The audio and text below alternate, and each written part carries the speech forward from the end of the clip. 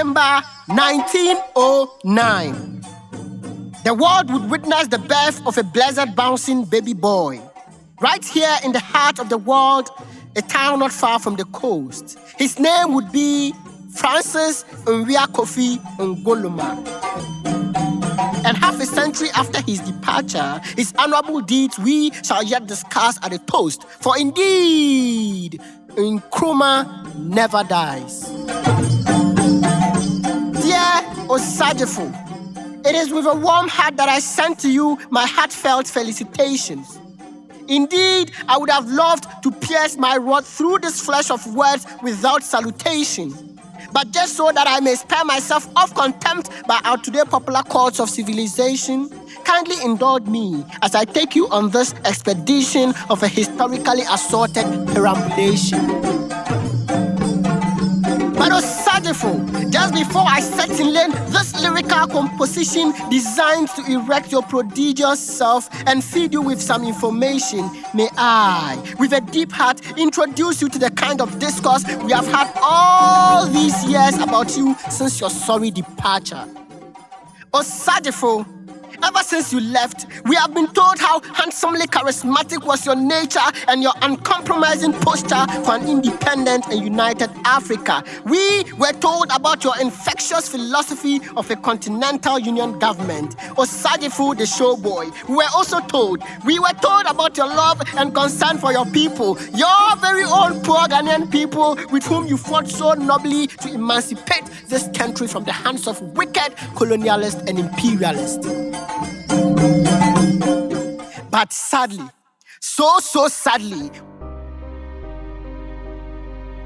we were told about the high levels of perfidiousness and unfaithfulness that entangled your period of stewardship as father of Pan-Africanism and founder of the Republic of Ghana. Osajefo, we were told all of these and even more. But showboy, my very own showboy, albeit all of these things, I am even much more enraptured to announce to you that 47 doleful years after your departure, your grandchildren cannot have it. NKRUMAH, they cannot have it all.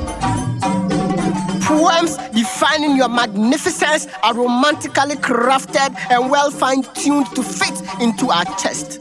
Your name has been carved in gold and beautifully sung in songs that are composed just for you. Meanwhile, sadly for your detesters who couldn't even stand your images being printed by the press, portrait pictures of you today are widely dried on books of almost all school children. My dear Osajefo, I would have loved not to do this, but on the contrast, please allow me to journey you on a mournful excursion, a journey through the heartache of many an African. I am utterly frustrated to trumpet to you that the very enemy you warned us against has yet so effortlessly dawned on us. NKRUMAH, we have now advanced in the relationship of neo-colonialism and trapped in the middle of the West and the Chinese. Africa is the infidel wife in a bigamous marriage. Africans instigated against fellow Africans, blacks enslaving fellow blacks, Negroes killing fellow Negroes. NKRUMAH, sometimes I weep for Africa. It happened not long ago in Libya when we saw Africans enslaving fellow Africans. In Sudan, the military has seized state power. And in South Africa, blacks fighting and killing fellow blacks. And yet we sit and call it xenophobia. No, it is suicide. This is fratricidalism.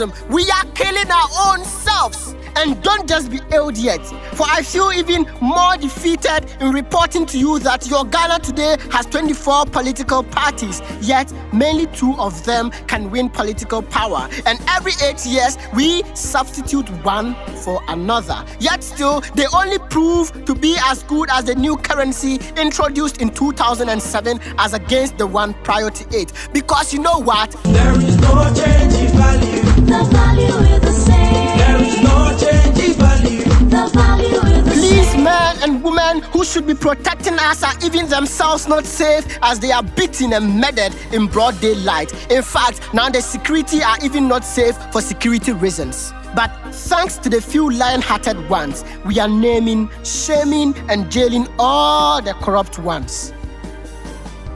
Meanwhile, quite recently, we have gained 100% feat in renaming infrastructure and changing events of national holidays.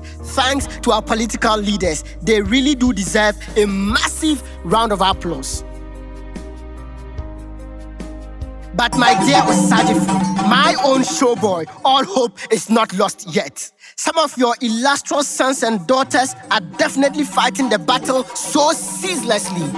Aliko Dangote, Stride Masiyiwa, Nuala Weyala, PLO Lumumba, Paul Kagame, Sangudele, Black Rasta, Wole Soyinka, Comrade Kwesi Pratt, me, myself and I, and a host of others are determined to leapfrog and hijump this continent to an unimaginable state of political and economic independence. To a time when we would learn to live together as brothers and sisters tied in one garment of nobility, and that whatever affects one of us indirectly affects the rest of us. To a time where we wouldn't be divided by geographic ties nor by linguistic ties. To a time when we all Africans see ourselves as one. For indeed, all of us Africans are one. Osagyefo, we are doing this while in the know that you will be alive with us in spirit and in strength. Because we know for sure that you never die.